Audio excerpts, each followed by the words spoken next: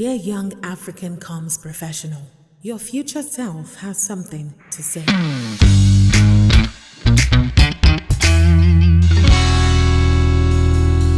Okay, hi there. Welcome to today's episode of To My Younger Self, Legacy podcast series, actually, in collaboration with the Comms Mentorship Circle. This is the PR Visions podcast, and today I am excited to be having this conversation with Nicolas Emane.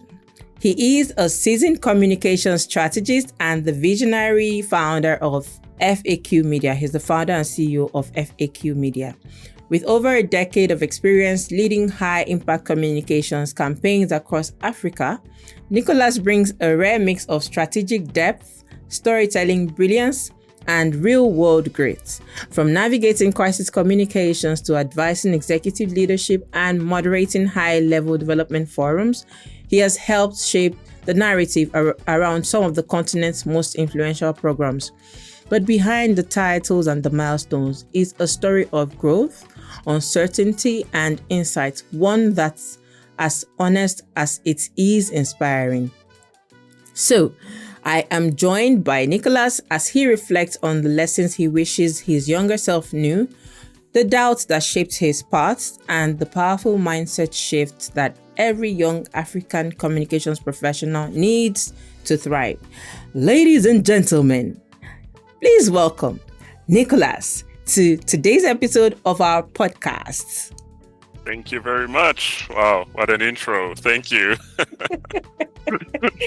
Thank you so much for joining us today. Thank you for finding the time out of your busy schedule, because whatever it is, I like to say that you could have decided to take this time sleeping because, sometimes you just need sleep. But thank you so much for joining us to leave something for the future, because that's the essence of our conversations here. Thank you so much for the invitation. I really appreciate it. You're welcome. So first question that I like to ask, how did you get into communications? And then you have now transitioned into media. So tell us your story. Thank you very much. My older brother is going to be very proud because he's the one who used to tell me you talk too much.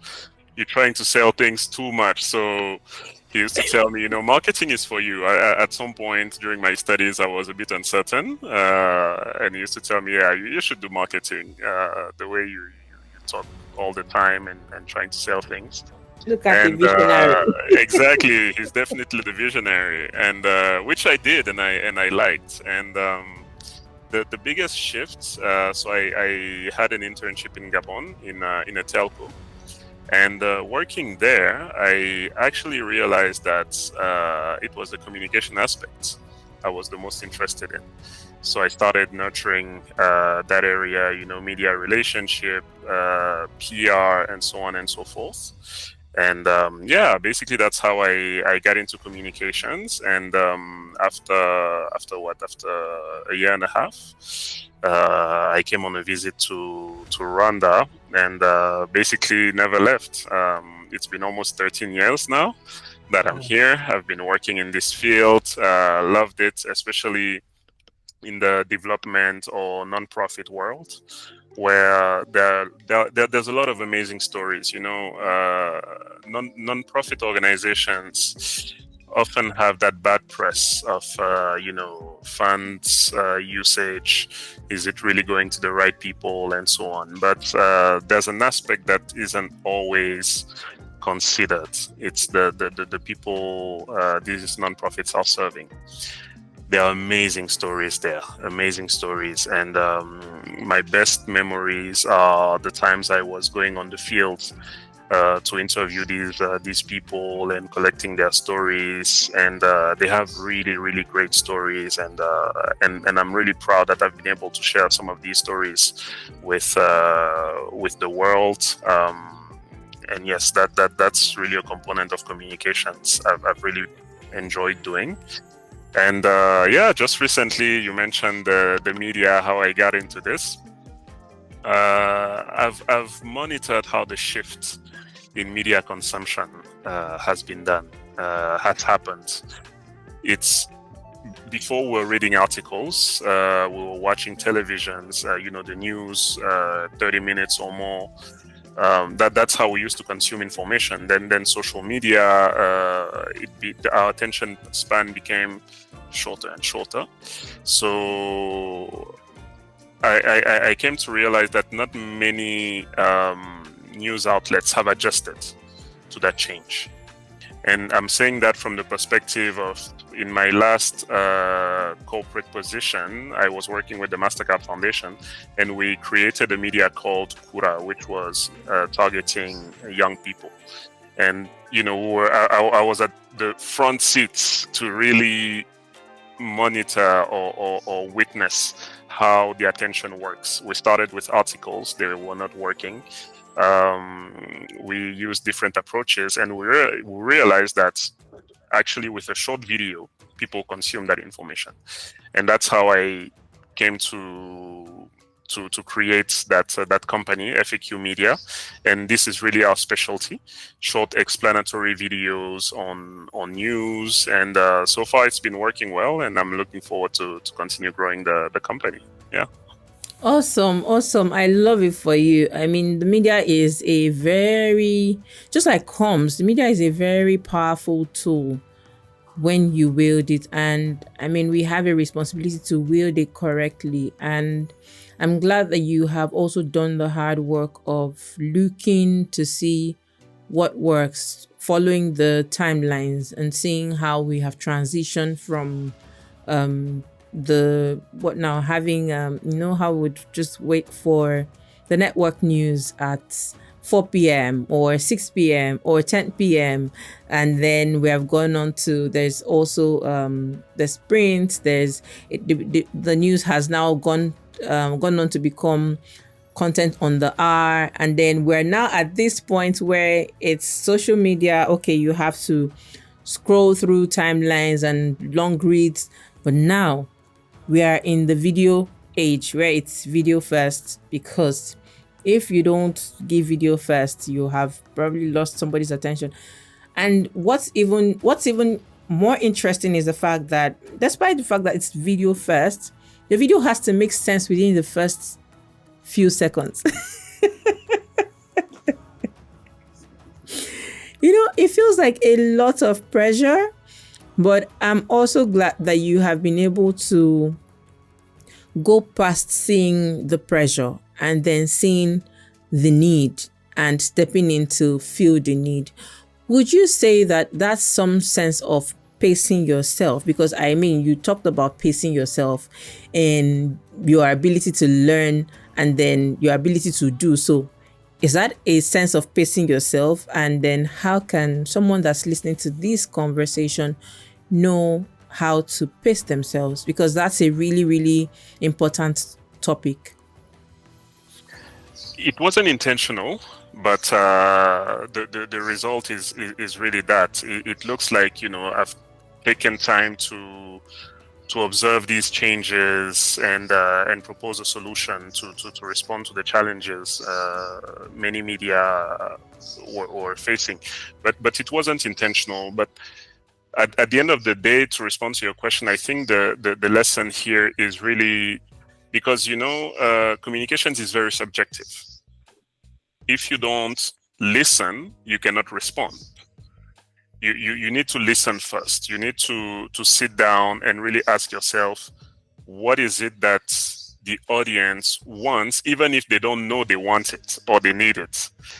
You need to observe their behaviors, because pacing myself unintentionally during the journey of Kura, that media for young people we created, we used to sit in meeting rooms. And I really liked working with that team, because that was a team of young people. I think none of them were above 25. So I was just sitting in these rooms and listen to ideas. They were, worried about the fact that we've been writing 10 articles, but no feedback, nothing. We've been putting pictures out there. We've been talking about things that should be interesting to young people, but they don't consume that information. And what is the solution? And you start now testing. And when we reached videos, we started observing, okay, some videos work, some don't. What is the recipe of these videos that are working? What is the topic first? Because we had a very narrow audience, like young people, 18 to 35. For example, one of the learnings was sexual and reproductive health was really getting a peak, a lot of people watching these videos. Economy, not so much. Opportunities, academic opportunities, and so on. Yes, they were consuming that information. But then you mentioned something important: the structure of the video. These first 8 seconds, because you said some seconds. It's actually 8 seconds. You start right, they'll finish the video. And it also has to be very short. You go beyond 90 seconds, not so sure, people will finish that video. It really has to be extremely important. So you observe all that, you collect your learnings, you pace yourself, you start packaging a formula that will work.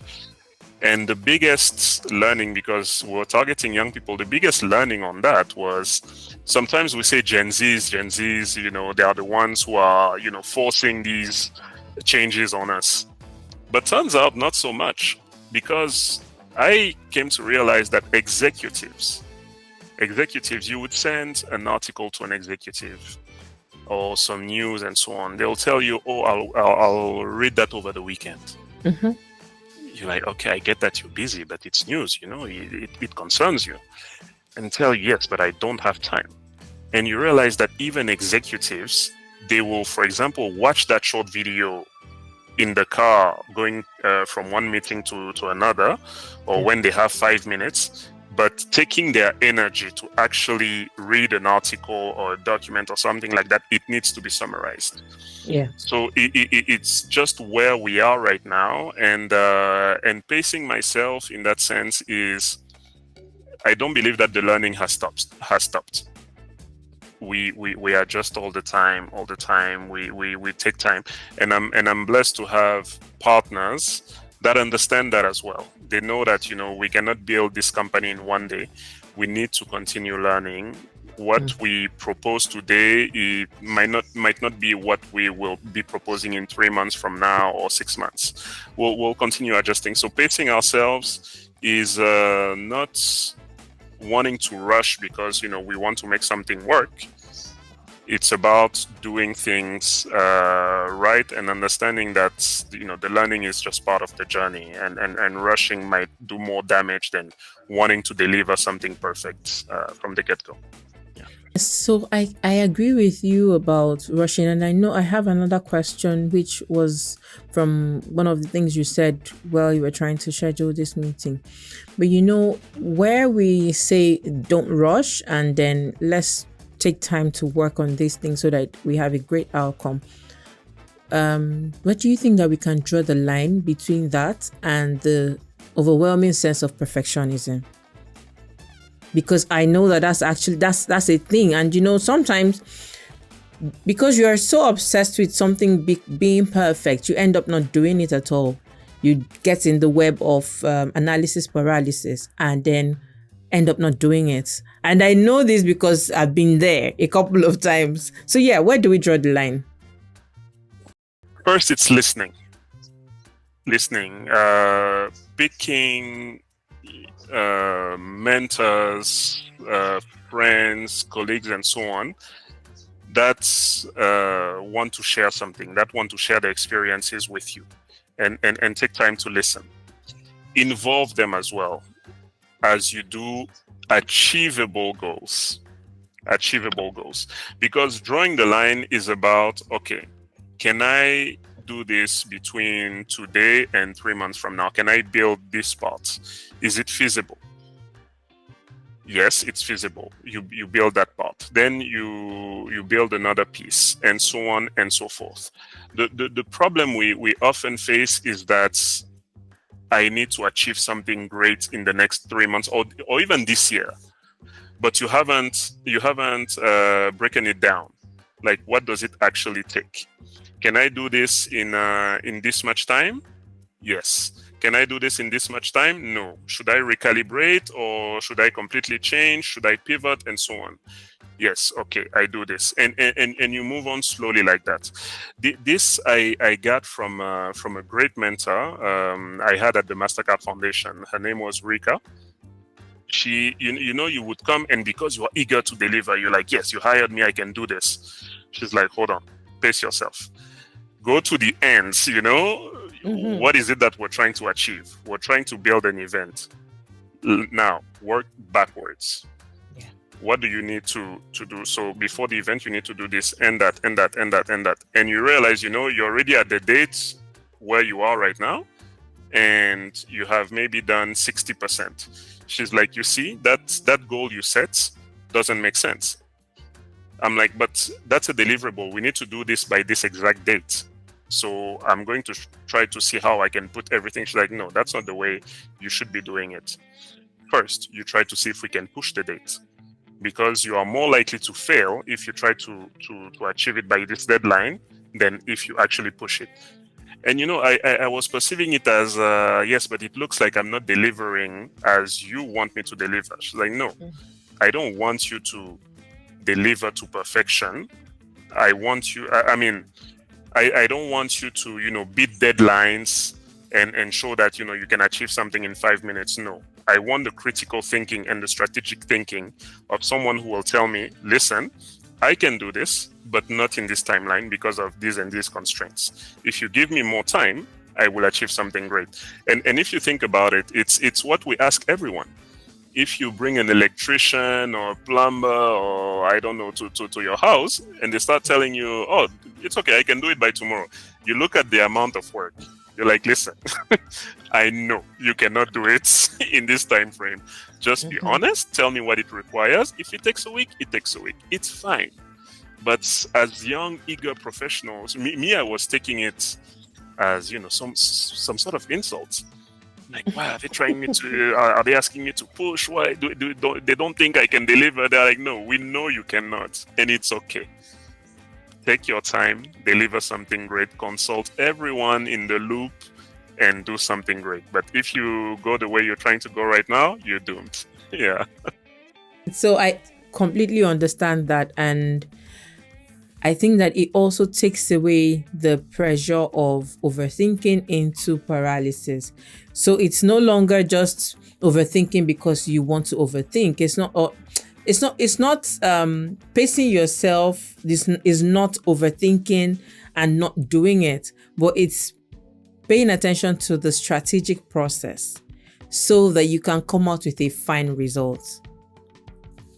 Thank you. Thank you so much for sharing that. So was there a time that, in this, your eagerness to just get things done, and then if someone gives you a task, say, deliver this, and then you're like, okay, no problems. And then you get it done in record time, and maybe it just didn't pan out well. Have you had that kind of experience?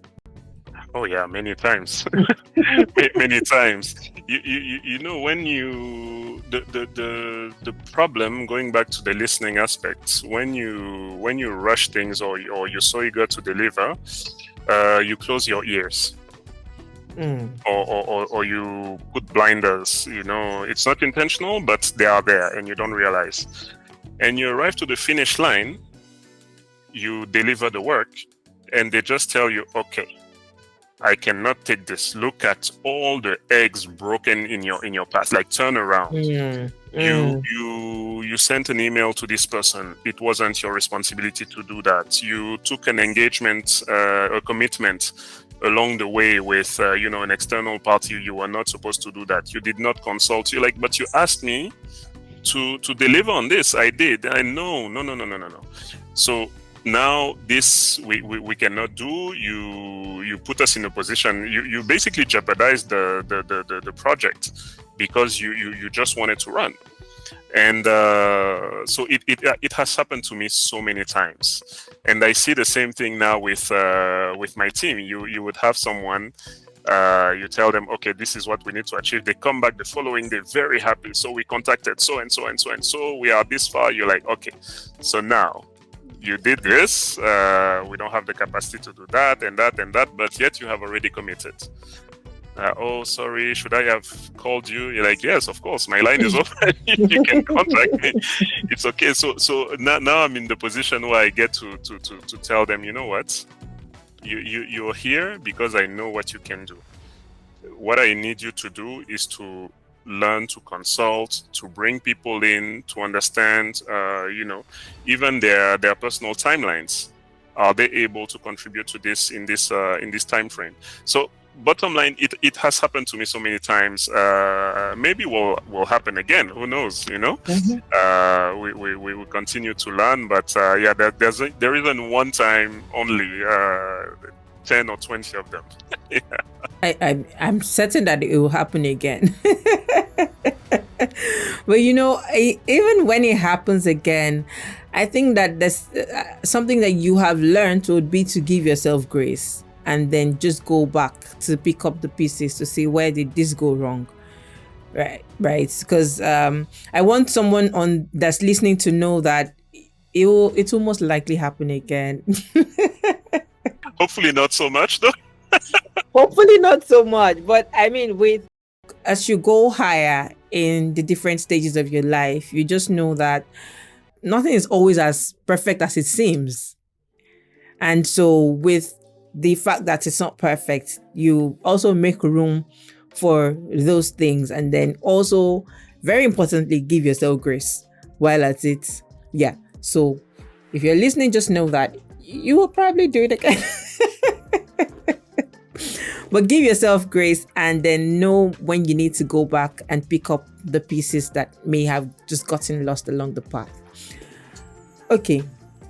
So you spoke about pacing yourself as a very important skill for young communications professionals to have. And I know that you spoke about it with regards to responding to corporate crisis.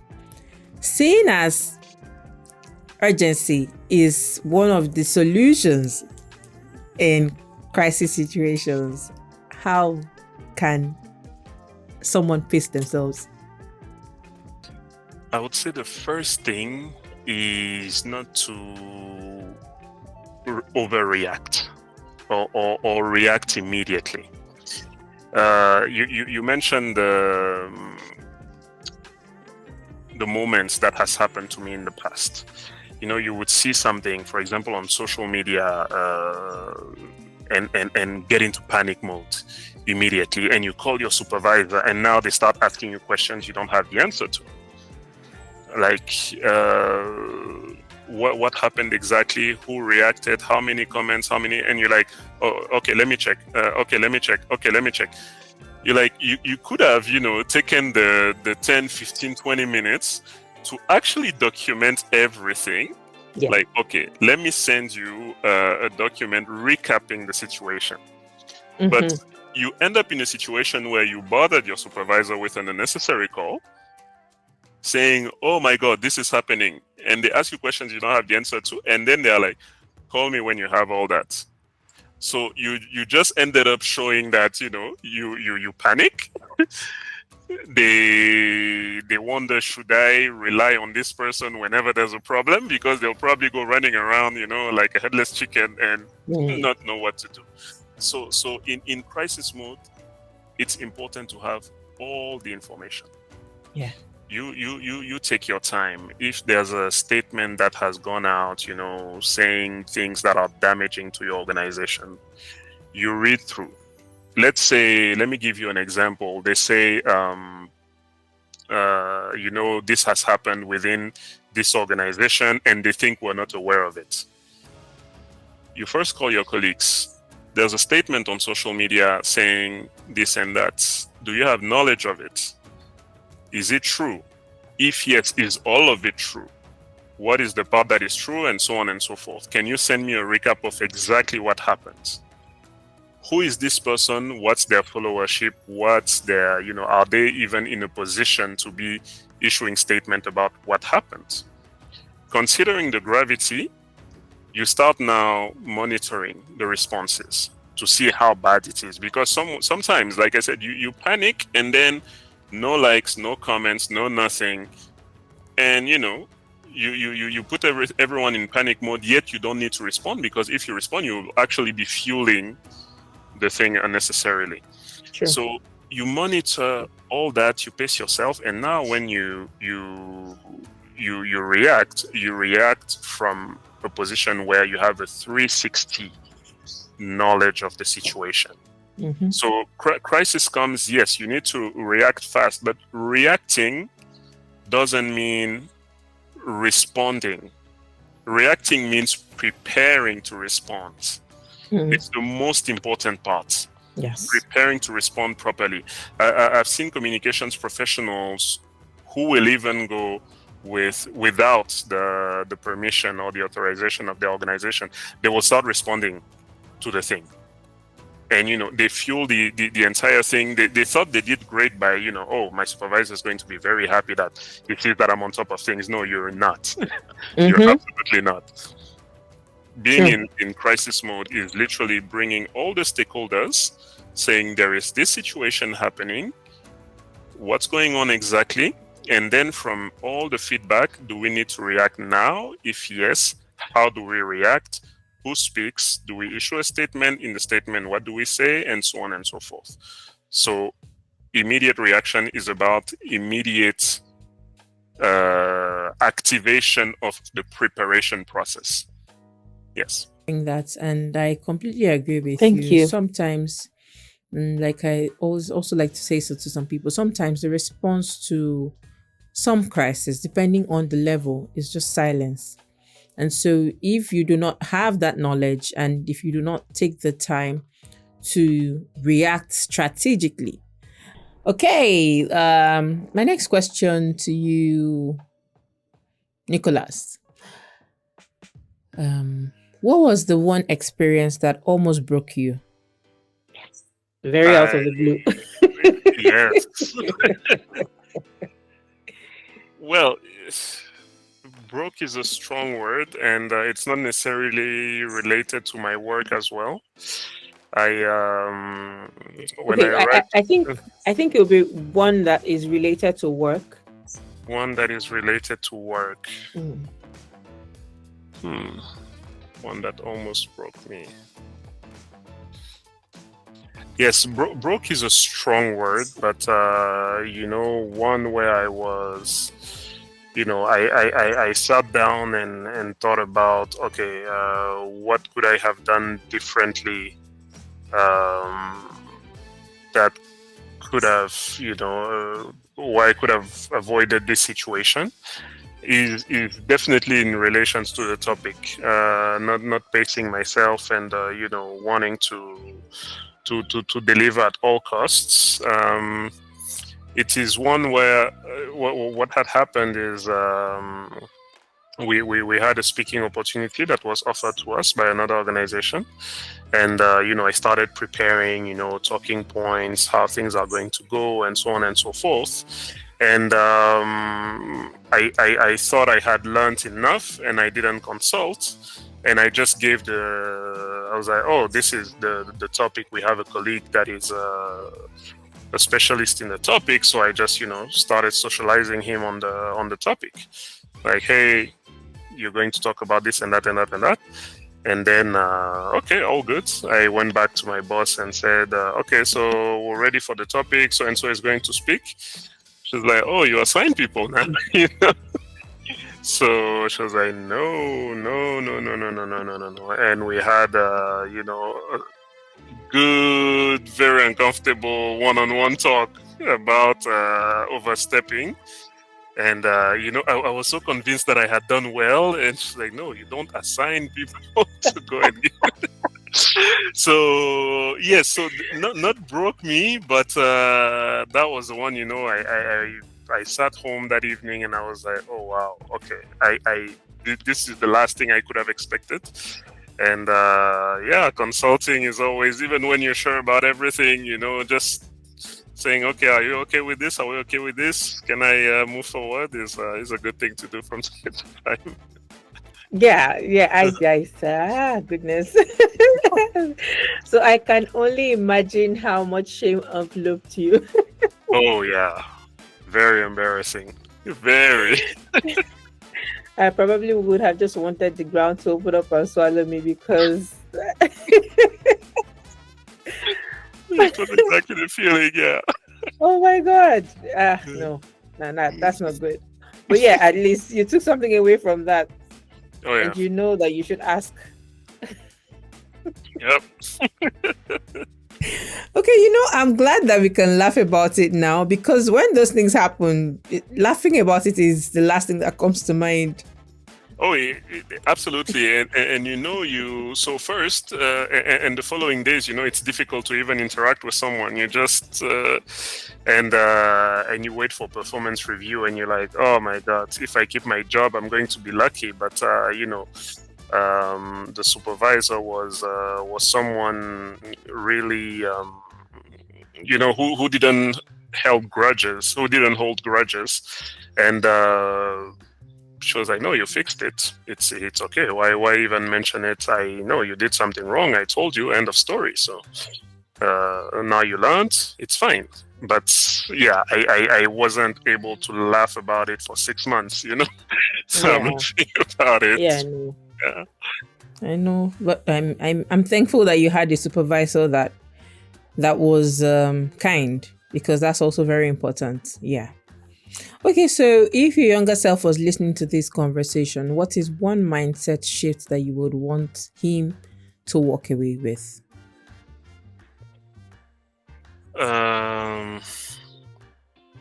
Speed isn't the key. Speed is really not the key.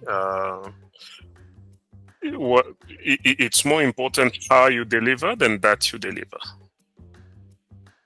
How you deliver by making sure everything is on board, everyone is on board, by collecting information, by really doing a deep analysis of what you're supposed to do, by consulting. We have a feeling, my younger self had a feeling that consulting was a sign of weakness. Like, if you have to consult, why are you even in this position? It's like you didn't study, it's like you're not capable, and so on.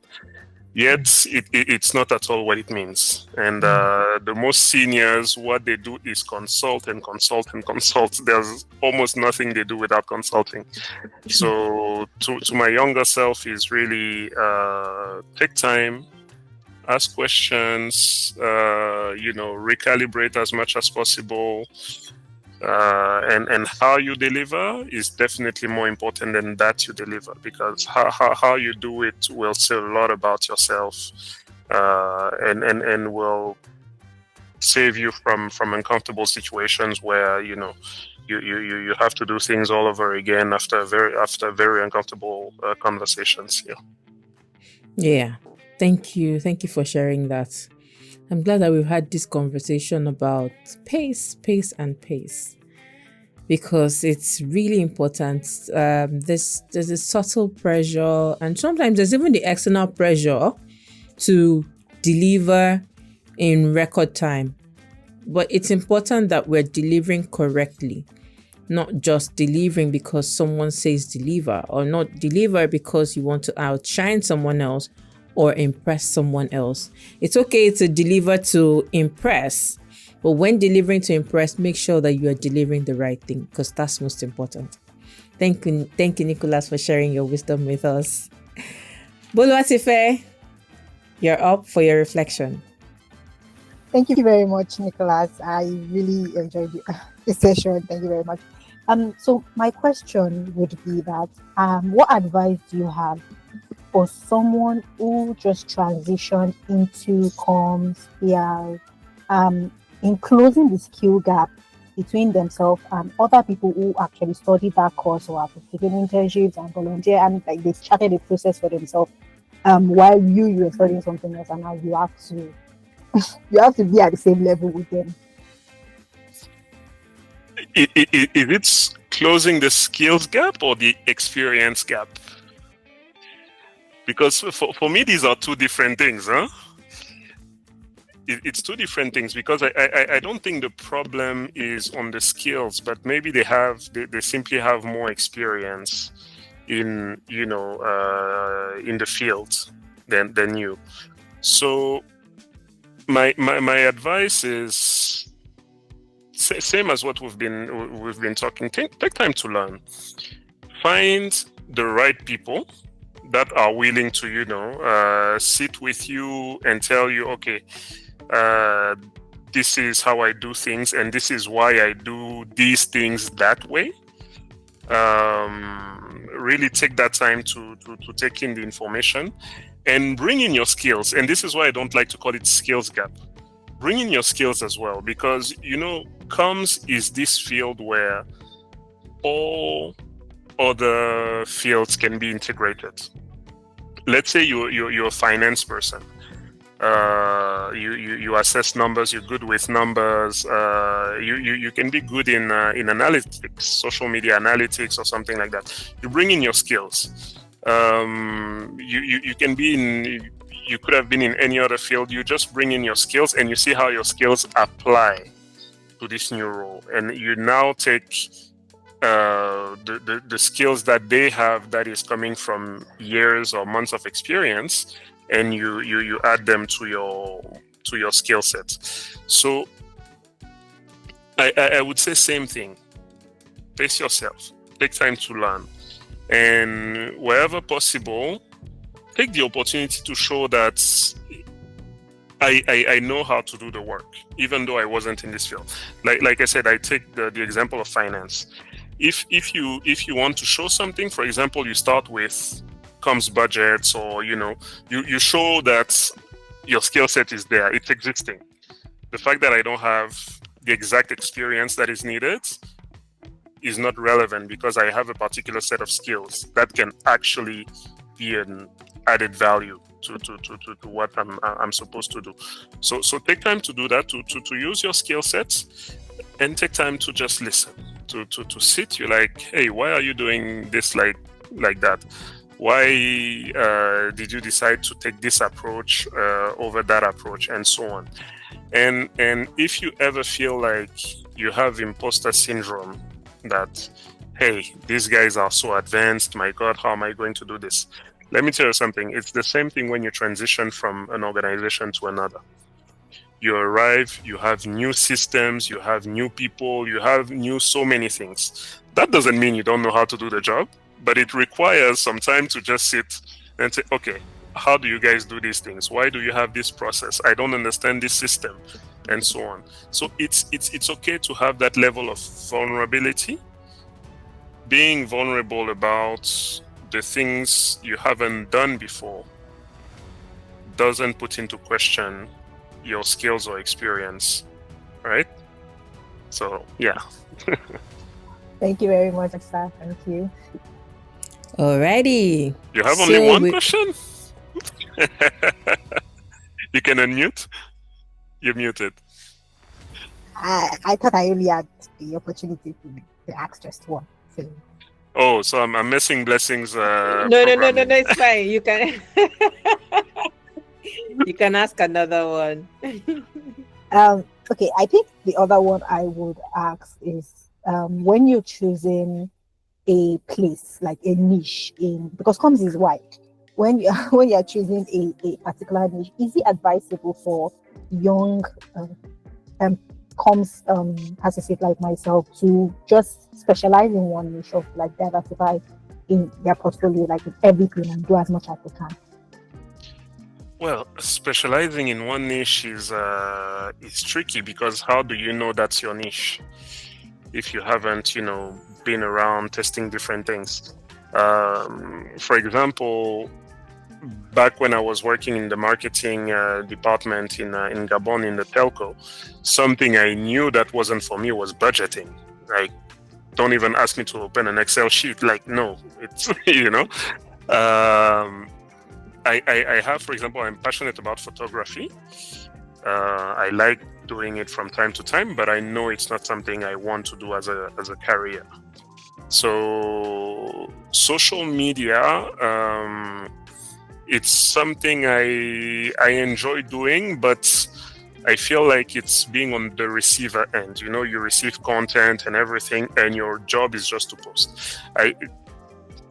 I'm not comfortable there because I feel like I'm not contributing much from a strategic standpoint. I'm not saying you cannot be strategic in the position, but for me, it was difficult to project myself that way. So then, you know, like I said, my brother was right. I do like to talk. I ended up in panels, moderating sessions, and you know, it's something I really enjoy doing. I also enjoy the planning element of communications, planning campaigns, and you know, outreach activities and so on. But I do know what I like because I've tested all these things, and I'm actually able to say, even to an employer, and we're going back to the vulnerable standpoint, I'm even able to say to an employer when they are trying to recruit me that A, B, C, D, if you expect me to do these things, they will not be done well. I can do other things to a very good level. You'll be very satisfied, but these other things, no, it's really not my niche. So I would say take time to learn, and there's no particular point. I cannot tell you by 30 or 32 you will know. No, it's as you do these things, you know, you'll just come to realize at some point that I don't want to go back to the office tomorrow to do this. Or when you receive the assignment, you just say, oh no, not this again, you know. So that's how you know. But don't close the door just yet. Just continue to assess. Thank you very much. Thank you. Thank you. Alrighty. I think that as you just grow older, you just realize that, nah, this is not for me. And you know, you just get comfortable with the fact that it's not for me. It's what it is. You know, when you're younger, you want to make everybody happy. You want to make everybody feel like, okay, I'm the most valued person here. I'm the guy that you want to have in your team. I can do budgeting, I can do strategy, I can do social media. I'm your guy. But you get to a point where you realize, nah, I don't have to try to impress. I can just niche and choose to stay here and build my power in this particular space. And I think that that's really important to have. On one of the episodes of this podcast, someone mentioned that you should try everything when you're in your 20s. Try everything from strategy to content to social, whatever it is, try everything, and then niche in your 30s. So if you want to, I mean, you've just started Bolo Atife, so why try to niche? It's too early to niche because you don't even know where you're niching to. You don't even know that when you decide to niche, if you choose to say I'm niching to media relations, for instance, you don't know that you're going to find fulfillment in media relations in the next 5 years. So what happens then? Right? So yeah, try everything. Thank you. Thank you very much. If I may add just quickly a tiny bit there on that last part she just said. Every niche or every passion has an aspect you won't like. And maybe not just one. There's always one or many aspects you don't like. But you know it's your thing, but there are aspects you don't like.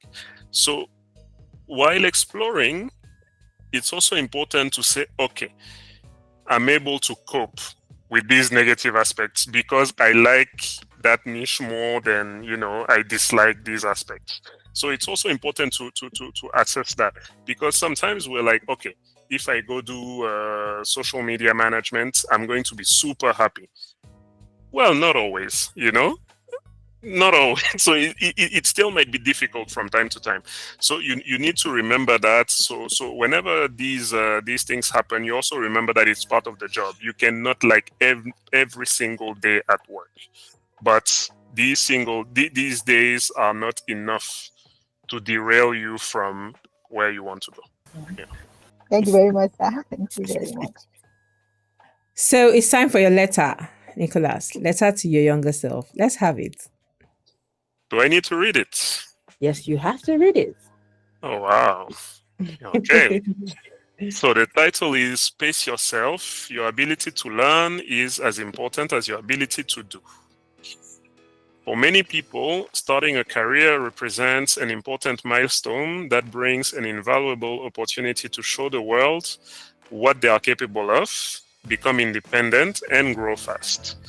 This feeling comes with an incredible energy and enthusiasm, making us believe that we can achieve anything within minutes, which, quite frankly, is good to challenge the imposter syndrome that is always somewhere around, but doesn't always serve us well. In fact, in this cascade of optimistic projections, we often forget that we did not know how to perform some of the tasks and assignments simply because they were not part of our academic training. Reflecting back on the early years of my career, not understanding that I had the possibility to pace myself and think, consult, and research before acting probably contributed a lot to breaking my first eggs. Currently being in a position where I get to recruit young and eager employees, I'm definitely more interested in their ability to take their time, research, consult, learn, and calibrate before proposing or activating solutions.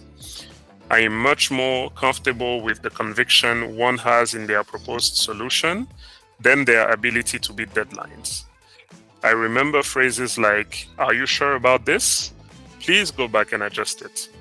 Back then, what sounded like a bad observation on my work now resonates as an opportunity for improvement, with trust that I'm onto something that just needs refining. Early in my career, I often perceived assignments as a race against the clock, and the challenge to impress my hierarchy by making the fastest completion in history. Today, I often give extra time to young recruits to complete an assignment and make sure they assess all the angles of the problem before providing a tailored solution. Pacing yourself as a young professional is a very underrated skill that will show your ability to properly analyze a problem or situation before proposing a solution. It enables you to become more confident during your pitching and to show people in the workplace that you're more than just a doer, you're a strategic thinker worthy of more important assignments. Pacing yourself will also serve you well during corporate crisis, when the ability to think straight is what gets you in the task force. Therefore, taking a step back and time to think is not perceived by people with more experience as inability to get the job done, but rather as ability to propose meaningful solutions. I don't know if learning that skill earlier in my career would have made any difference to where I am today, but it would definitely have changed some perceptions about me in the workplace. To my younger self, always remember your ability to learn is as important as your ability to do.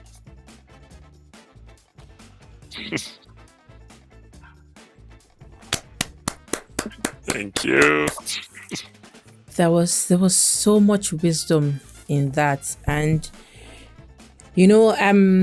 I've been here for about 10 years in comms, and I've still taken away so much from this particular conversation because, well, nobody has monopoly of wisdom, and learning is continuous, and I am very, very excited about learning something new every single day. Thank you so much for sharing with us today, Nicolas. As we wrap up this episode, if there's one truth that Nicolas Emane brought home today, it is this: pace yourself, because your ability to learn is just as important as your ability to do. In a world that celebrates speed, it's easy to mistake performance for progress. But as Nicolas shared, what truly sets you apart, especially in communications, is the ability to pause, reflect, and move with clarity. It's in that space between the doing and the thinking that the real strategy is born. So, if you're in a season where you feel like you have to prove yourself, maybe to your boss, to your peers, or even to yourself, Remember that slowing down is not falling behind. It's what positions you to lead from a place of wisdom. And now it's your turn. What has this episode stirred up in you? We'd love to hear your reflections. Drop a comment on YouTube or Spotify. Tag us with your thoughts on social media. And of course, do well to follow the podcast on Spotify at PR Fusions Podcast so that you don't miss the next episode. Feel free to subscribe to our YouTube channel as well on PR Fusions Podcast so that you can get full video episodes, reflections, and more. What else can you do? Share this with a young communications professional or even a young leader who needs to hear this conversation. Thank you for joining us on today's episode of To My Younger Self. Until next time, keep learning, keep becoming, and above all, pace yourself. To My Younger Self is brought to you by PR Fusions Africa in collaboration with Comms Mentorship Circle.